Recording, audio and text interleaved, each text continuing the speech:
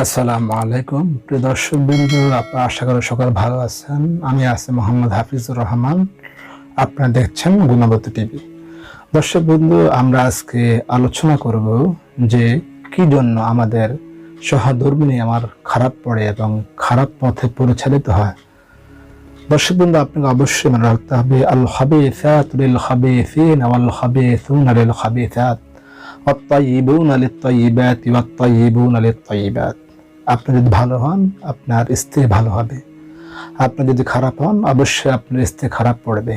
এছাড়াও আমরা ঈমানে মুফাসসিরের মধ্যে পড়েছি ওয়াল কদরি খায়রিহি ওয়া শাররিহি মিনাল্লাহি তাআলা, যে তকদিরের প্রতি বিশ্বাস স্থাপন করা হচ্ছে একজন মুসলমান ঈমানের দায়িত্ব। সেখানে বলা হয়েছে আপনার 500 বছর পূর্বে আপনার মহান আল্লাহ রাব্বুল আলামিন আপনার রিজিক, আপনার পৃথিবীতে যা করবেন সমস্ত কিছু বাজেট নির্ধারণ করে ফেলেছেন। সেজন্য আপনি যদি পৃথিবীর মধ্যে খারাপভাবে জীবনযাপন করেন, অন্যায়ভাবে মেলামেশা করেন, তাহলে অবশ্যই আপনার স্ত্রীও সেভাবে খারাপ পথে পরিচালিত হয়ে আপনার সাথে একসাথে মিলিত হবে।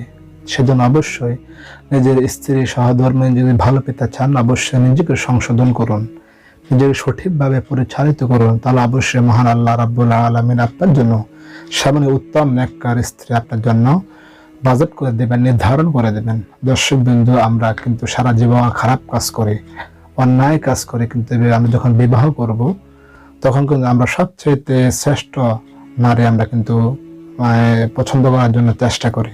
কিন্তু আপনি যদি সারা জীবন অন্যায় করেছেন, খারাপ কাজ করেছেন, বিভিন্ন রকমের মিলামেশা করেছেন, এই সময় কিছু মহান আল্লাহ রাব্বুল আলামিন আপনার আমল নামে রেকর্ড করে ফেলেছে। সুতরাং আপনি যেমন আপনার স্ত্রী হবে তেমন, আপনি যেমন আপনার ছেলে সন্তান হবে তেমন।